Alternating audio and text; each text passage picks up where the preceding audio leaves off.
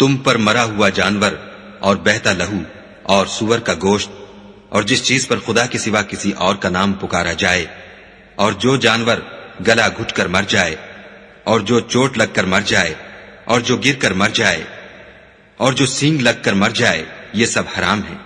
اور وہ جانور بھی جس کو درندے پھاڑ کھائیں مگر جس کو تم مرنے سے پہلے ذبح کر لو، اور وہ جانور بھی جو تھان پر ذبح کیا جائے، اور یہ بھی کہ پانسوں سے قسمت معلوم کرو، یہ سب گناہ کے کام ہیں۔ آج کافر تمہارے دین سے نا امید ہو گئے ہیں تو ان سے مت ڈرو اور مجھی سے ڈرتے رہو۔ اور آج ہم نے تمہارے لیے تمہارا دین کامل کر دیا اور اپنی نعمتیں تم پر پوری کر دیں اور تمہارے لیے اسلام کو دین پسند کیا۔ ہاں، جو شخص بھوک میں ناچار ہو جائے بشرطے کہ گناہ کی طرف مائل نہ ہو تو خدا بخشنے والا مہربان ہے۔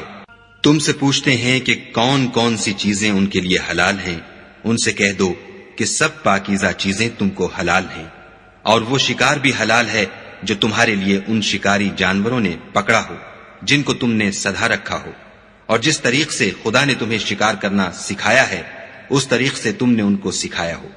تو جو شکار وہ تمہارے لیے پکڑ رکھیں اس کو کھا لیا کرو، اور شکاری جانوروں کے چھوڑتے وقت خدا کا نام لے لیا کرو، اور خدا سے ڈرتے رہو، بے شک خدا جلد حساب لینے والا ہے۔ آج تمہارے لیے سب پاکیزہ چیزیں حلال کر دی گئیں، اور اہل کتاب کا کھانا بھی تم کو حلال ہے، اور تمہارا کھانا ان کو حلال ہے، اور پاک دامن مومن عورتیں اور پاک دامن اہل کتاب عورتیں بھی حلال ہیں جبکہ ان کا مہر دے دو، اور ان سے عفت قائم رکھنی مقصود ہو، نہ کھلی بدکاری کرنی اور نہ چھپی دوستی کرنی۔ اور جو شخص ایمان کا منکر ہوا اس کے عمل ضائع ہو گئے اور وہ آخرت میں نقصان پانے والوں میں ہوگا۔ مومنو، جب تم نماز پڑھنے کا قصد کیا کرو تو منہ اور کونیوں تک ہاتھ دھو لیا کرو، اور سر کا مسح کر لیا کرو، اور ٹخنوں تک پاؤں دھو لیا کرو، اور اگر نہانے کی حاجت ہو تو نہا کر پاک ہو جایا کرو، اور اگر بیمار ہو یا سفر میں ہو یا کوئی تم میں سے بیت الخلا سے ہو کر آیا ہو یا تم عورتوں سے ہم بستر ہوئے ہو اور تمہیں پانی نہ مل سکے تو پاک مٹی لو اور اس سے منہ اور ہاتھوں کا مسح یعنی تیمم کر لو۔ خدا تم پر کسی طرح کی تنگی نہیں کرنا چاہتا بلکہ یہ چاہتا ہے کہ تمہیں پاک کرے اور اپنی نعمتیں تم پر پوری کرے تاکہ تم شکر کرو۔ اور خدا نے جو تم پر احسان کیے ہیں ان کو یاد کرو، اور اس عہد کو بھی جس کا تم سے قول لیا تھا، یعنی جب تم نے کہا تھا کہ ہم نے خدا کا حکم سن لیا اور قبول کیا۔ اور اللہ سے ڈرو، کچھ شک نہیں کہ خدا دلوں کی باتوں تک سے واقف ہے۔ اے ایمان والو، خدا کے لیے انصاف کی گواہی دینے کے لیے کھڑے ہو جایا کرو، اور لوگوں کی دشمنی تم کو اس بات پر آمادہ نہ کرے کہ انصاف چھوڑ دو۔ انصاف کیا کرو کہ یہی پرہیزگاری کی بات ہے، اور خدا سے ڈرتے رہو، کچھ شک نہیں کہ خدا تمہارے سب اعمال سے خبردار ہے۔ جو لوگ ایمان لائے اور نیک کام کرتے رہے ان سے خدا نے وعدہ فرمایا ہے کہ ان کے لیے بخشش اور اجر عظیم ہے، اور جنہوں نے کفر کیا اور ہماری آیتوں کو جھٹلایا وہ جہنمی ہیں۔ اے ایمان والو، خدا نے جو تم پر احسان کیا ہے اس کو یاد کرو۔ جب ایک جماعت نے ارادہ کیا کہ تم پر دست درازی کریں تو اس نے ان کے ہاتھ روک دیے، اور خدا سے ڈرتے رہو، اور مومنوں کو خدا ہی پر بھروسہ رکھنا چاہیے۔ اور خدا نے بنی اسرائیل سے اقرار لیا اور ان میں ہم نے 12 سردار مقرر کیے۔ پھر خدا نے فرمایا کہ میں تمہارے ساتھ ہوں، اگر تم نماز پڑھتے اور زکوٰۃ دیتے رہو گے اور میرے پیغمبروں پر ایمان لاؤ گے اور ان کی مدد کرو گے اور خدا کو قرض حسنہ دو گے تو میں تم سے تمہارے گناہ دور کر دوں گا اور تم کو بہشتوں میں داخل کروں گا جن کے نیچے نہریں بہ رہی ہیں۔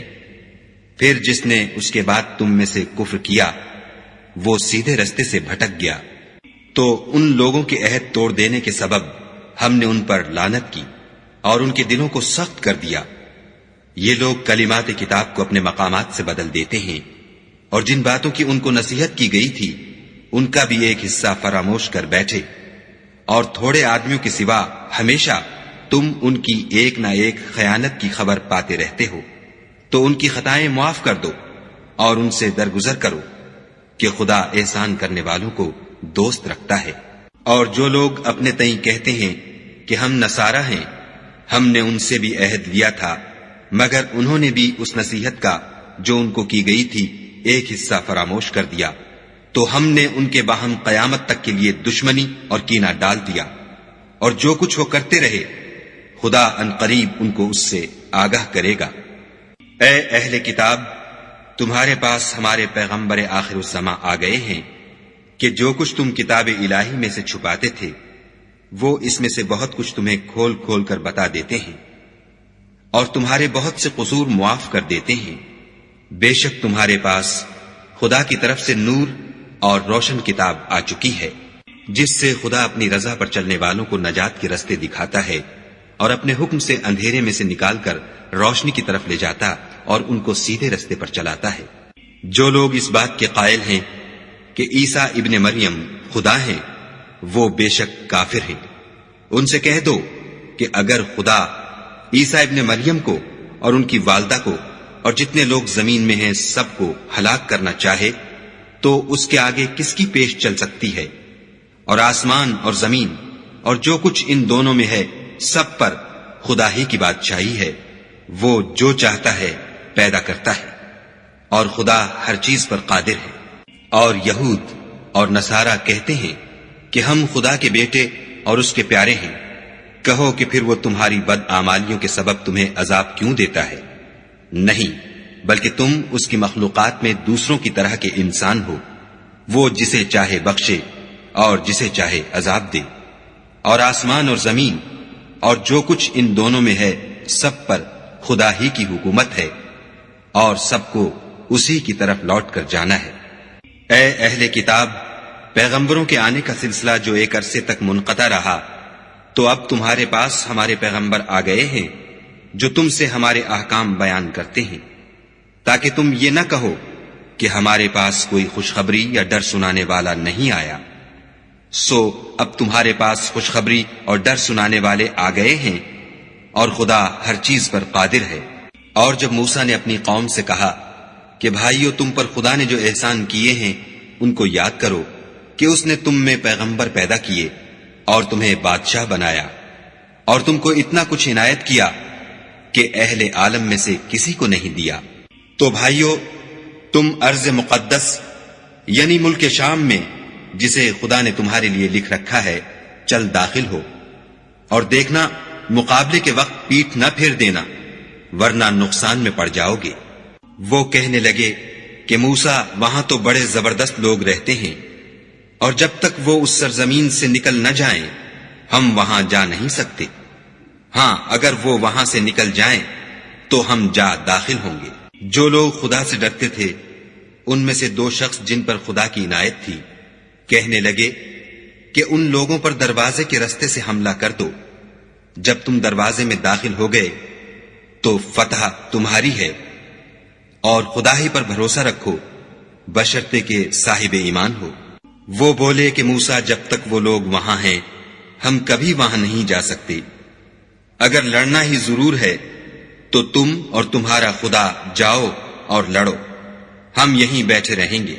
موسیٰ نے خدا سے التجا کی کہ پروردگار، میں اپنے اور اپنے بھائی کے سوا اور کسی پر اختیار نہیں رکھتا، تو ہم میں اور ان نافرمان لوگوں میں جدائی کر دے۔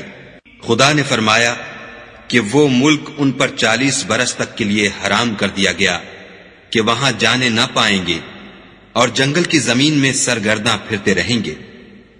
تو ان نافرمان لوگوں کے حال پر افسوس نہ کرو، اور اے محمد صلی اللہ علیہ وآلہ وسلم، ان کو آدم کے 2 بیٹوں حابیل اور قابیل کے حالات جو بالکل سچے ہیں پڑھ کر سنا دو کہ جب ان دونوں نے خدا کی جناب میں کچھ نیازیں چڑھائیں تو ایک کی نیاز تو قبول ہو گئی اور دوسرے کی قبول نہ ہوئی۔ تب قابیل حابیل سے کہنے لگا کہ میں تجھے قتل کر دوں گا۔ اس نے کہا کہ خدا پرہیزگاروں ہی کی نیاز قبول فرمایا کرتا ہے۔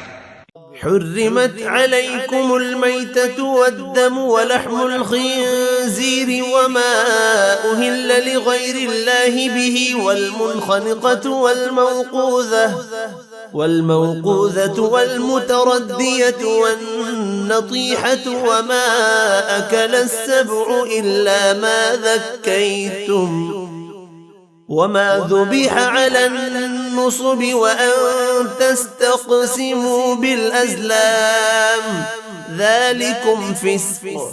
اليوم يئس الذين كفروا من دينكم فلا تخشوهم واخشون اليوم أكملت لكم دينكم وأتممت عليكم نعمتي ورضيت لكم الإسلام دينا فمن اضطر في مخمصة غير متجانف لإثم فإن الله غفور رحيم.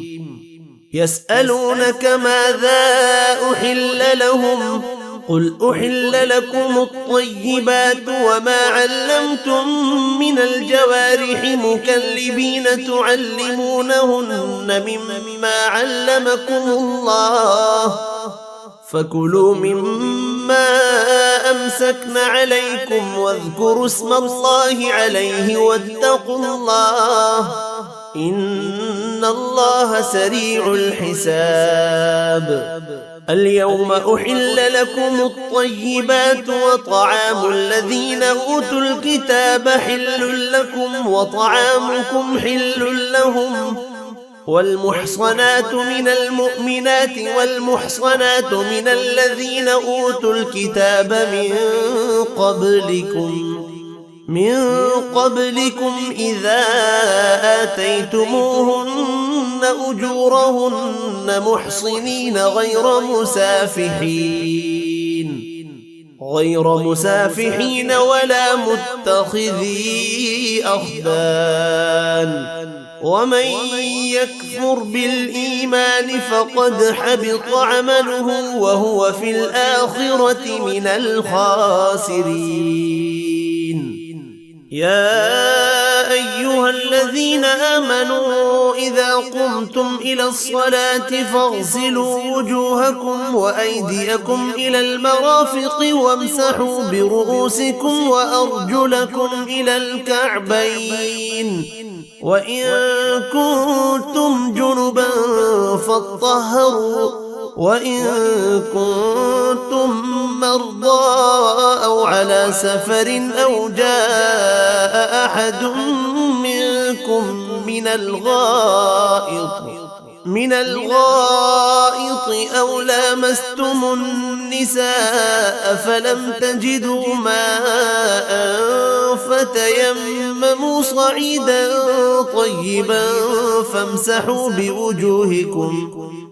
فامسحوا بوجوهكم وأيديكم منه ما يريد الله ليجعل عليكم من حرج ولكن يريد ليطهركم وليتم نعمته عليكم لعلكم تشكرون. واذكروا نعمة الله عليكم وميثاقه الذي واثقكم به إذ قلتم سمعنا وأطعنا واتقوا الله إن الله عليم بذات الصدور. يا أيها الذين آمنوا كونوا قوامين لله شهداء بالقسط ولا يجرمنكم شنآن قوم على ألا تعدلوا اعدلوا هو أقرب للتقوى واتقوا الله إن الله خبير بما تعملون. وعد الله الذين آمنوا وعملوا الصالحات لهم مغفرة وأجر عظيم. والذين كفروا وكذبوا بآياتنا أولئك أصحاب الجحيم.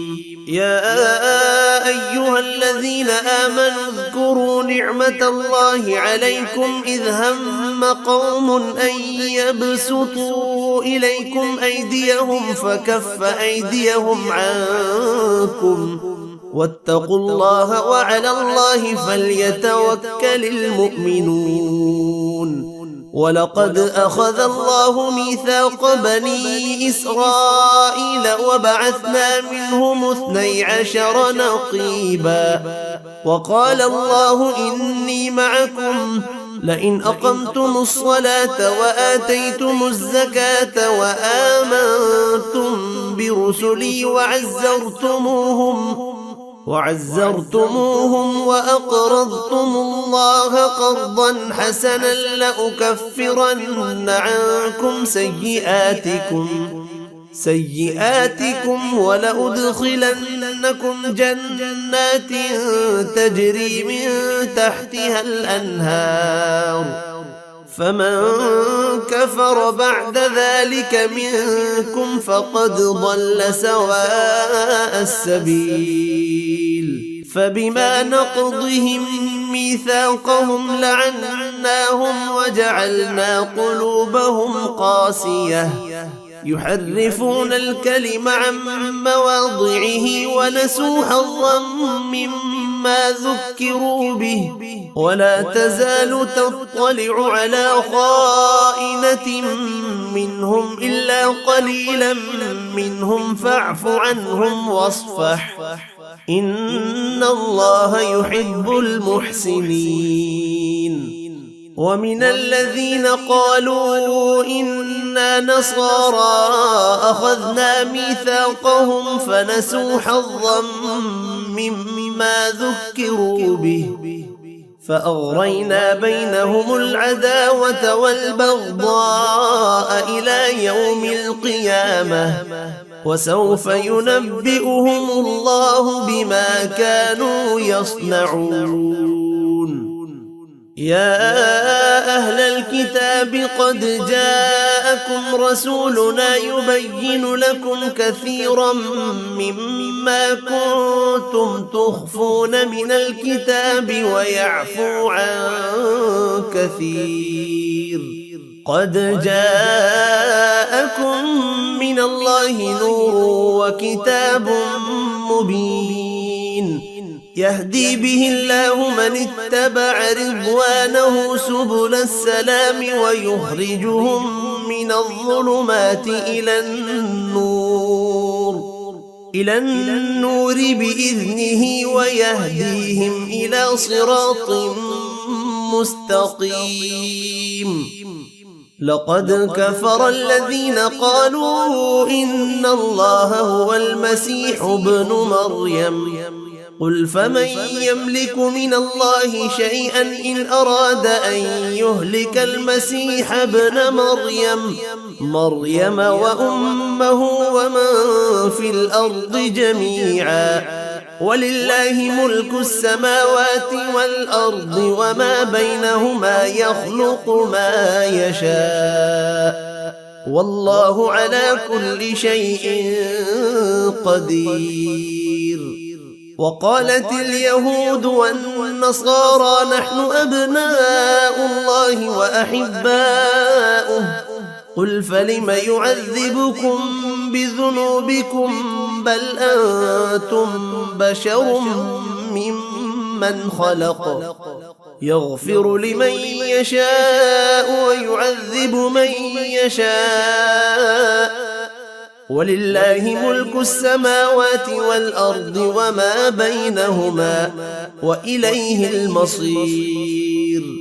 يا أهل الكتاب قد جاءكم رسولنا يبين لكم على فترة من الرسل أن تقولوا ما جاءنا من بشير ولا نذير فقد جاءكم بشير ونذير والله على كل شيء قدير. وإذ قال موسى لقومه يا قوم اذكروا نعمة الله عليكم إذ جعل فيكم أنبياء وجعلكم ملوكا وآتاكم ما لم يؤت أحدا من العالمين يا قوم ادخلوا الأرض المقدسة التي كتب الله لكم ولا ترتدوا على أدباركم فتنقلبوا خاسرين. قالوا يا موسى إن فيها قوما جبارين وإنا لن ندخلها حتى يخرجوا منها فإن يخرجوا منها فإنا داخلون. قال رجلان من الذين يخافون أنعم الله عليهم ادخلوا عليهم الباب فإذا دخلتموه فإنكم غالبون وعلى الله فتوكلوا إن كنتم مؤمنين. قالوا يا موسى إنا لن ندخلها أبدا ما داموا فيها فاذهب أنت وربك فقاتلا إنا هاهنا قاعدون. قال رب إني لا أملك إلا نفسي وأخي فافرق بيننا وبين القوم الفاسقين. قال فإنها محرمة عليهم 40 سنة يتيهون في الأرض فلا تأس على القوم الفاسقين. واتل عليهم نبأ ابني آدم بالحق إذ قربا قربانا فتقبل من أحدهما ولم يتقبل من الآخر قال لأقتلنك قال إنما يتقبل الله من المتقين. صدق الله العظيم. وما خلقت الجن والإنس إلا ليعبدون. और मैंने जिन्न और इंसानों को इसलिए पैदा किया है कि मेरी इबादत करें।